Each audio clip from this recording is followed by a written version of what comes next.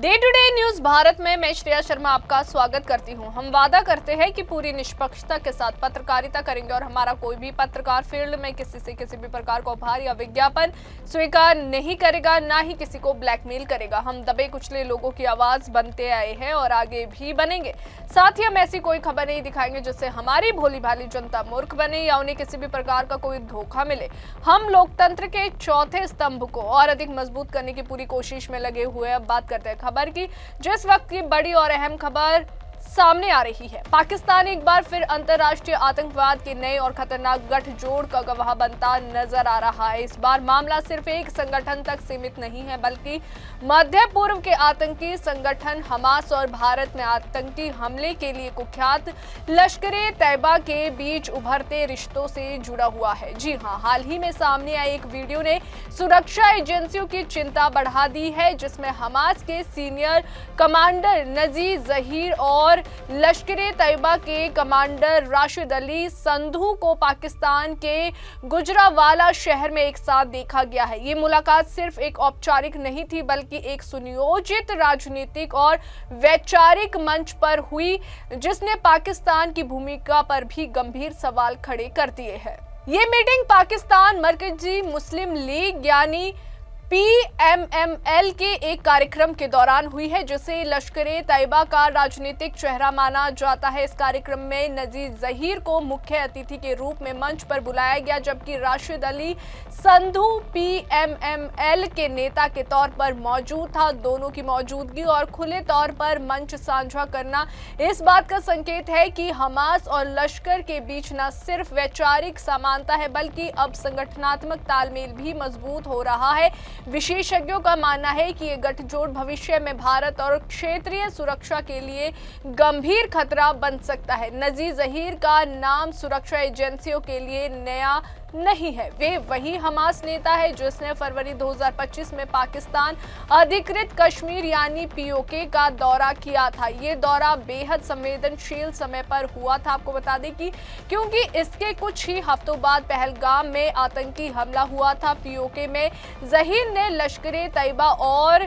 जैश-ए-मोहम्मद के कमांडरों के साथ मिलकर एक भारत विरोधी रैली को संबोधित किया था। इस रैली में खुलेआम भारत के खिलाफ जहर उगला गया और हिंसा को उकसाने वाले बयान दिए गए थे, जिससे ये साफ हो गया है कि हमास अब सिर्फ इजराइल तक सीमित नहीं रहना चाहता। जहीर के पाकिस्तान से रिश्ते नए नहीं हैं, बल्कि काफी पुराने और गहरे हैं।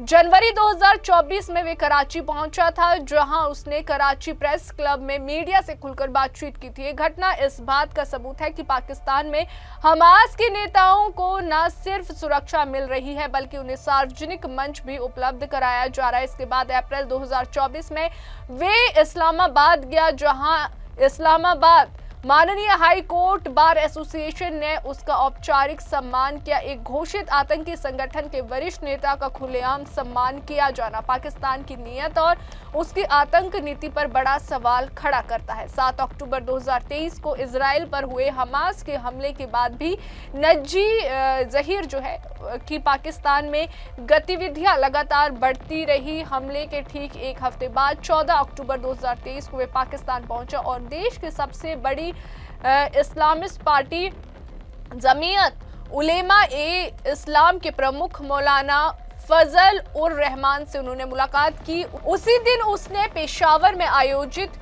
मुफ्ती महमूद सम्मेलन को भी जो है संबोधित किया, जहां हमास के वरिष्ठ नेता खालिद मशाल वीडियो लिंक के जरिए शामिल हुए। ये सम्मेलन सिर्फ वैचारिक समर्थन तक जो है सीमित नहीं था, बल्कि इसमें खुलकर हमास के हमलों का महिला मंडन किया गया था। आपको बता दें कि इसके बाद 29 अक्टूबर 2023 को नजीर जहीर बलूचिस्तान के क्वेटा में आयोजित अल अक्सा स्टाम सम्मेलन में शामिल हुआ। नवंबर 2023 की बात की जाए तो वे कराची में आयोजित तूफान-ए-अक्सा सम्मेलन में फिर नजर आया। इन तमाम कार्यक्रमों में उसकी मौजूदगी दिखाती है कि हमास के नेता पाकिस्तान में न केवल खुलेआम घूम रहे हैं, बल्कि उन्हें राजनीतिक, धार्मिक और सामाजिक संगठनों का खुला समर्थन भी मिल रहा है। ये सब ऐसे समय में हो रहा है जब पाकिस्तान अंतर्राष्ट्रीय मंचों पर आतंकवाद के खिलाफ कार्रवाई का दावा करता रहा है। सुरक्षा विशेषज्ञों का मानना है कि हमास और लश्कर-ए-तैयबा के बीच बढ़ती नजदीकी एक नई रणनीति का हिस्सा हो सकती है। हमास को जहां